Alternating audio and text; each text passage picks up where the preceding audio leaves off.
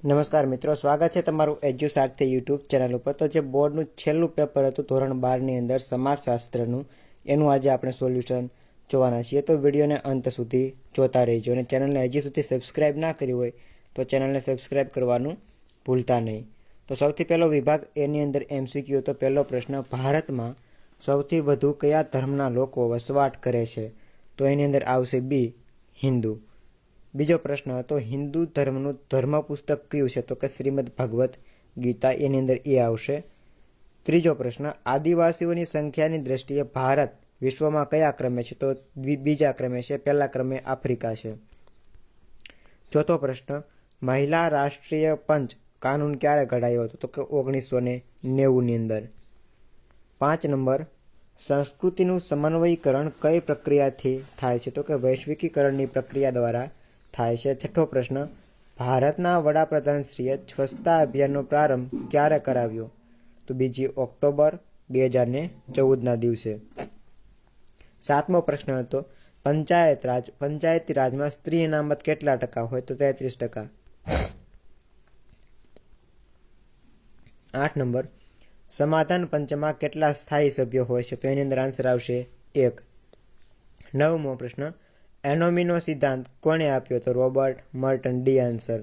Last question MCQ છે, 1930ની અંદર નશીલા દ્રવ્યો પર પ્રતિબંધ મૂકતો કયો કાયદો ઘડવામાં આવ્યો? તો એની અંદર આવશે એ, ડેન્જરસ ડ્રગ્સ એક્ટ।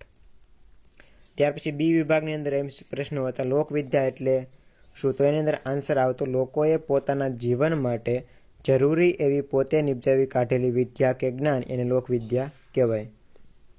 12 નંબર, ભારતના આદિવાસીઓના સંગીતમાં કયા વાજિંત્રોનો સમાવેશ થાય? તો સારંગી, વાંસળી, તૂર, ઢોલ, મૃદંગ વગેરે। 13 નંબર, ભારત સરકારે મંડલ પંચની ભલામણનો અમલ ક્યારથી કર્યો? તો એની અંદર હશે 13 ઓગસ્ટ 1990। 14 નંબર, સેવા એટલે કે SEWA એનું પૂરું નામ જણાવો? તો કે સેલ્ફ એમ્પ્લોયડ વિમેન એસોસિએશન। 15 નંબર, ઉદારીકરણની શરૂઆત ભારતમાં કઈ સાલમાં થઈ? તો કે 1991માં। 16 નંબર, વૈશ્વિકીકરણની પ્રક્રિયાને કયા નવા આંદોલનને જન્મ આપ્યો? તો કે મહિલાઓના અને માનવ અધિકારીઓના આંદોલનને। 17 નંબર, બ્રહ્મો સમાજની સ્થાપના કોણે કરી હતી? તો કે રાજા રામ મોહન રાય। 18 નંબર, DDOનું પૂરું નામ જણાવો? District development officer. 19 નંબર, બાળ અપરાધી કોને કહેવાય? તો કે બાળ અપરાધી એટલે કે 7 વર્ષથી 18 વર્ષની વચ્ચેની ઉંમર ધરાવતી વ્યક્તિના ગેરકાનૂની વર્તનને બાળ અપરાધ કહેવાય અને આવું વર્તન કરનાર વ્યક્તિને બાળ અપરાધી કહેવાય। 20 નંબર, સામાજિક વિમુખતા એટલે શું?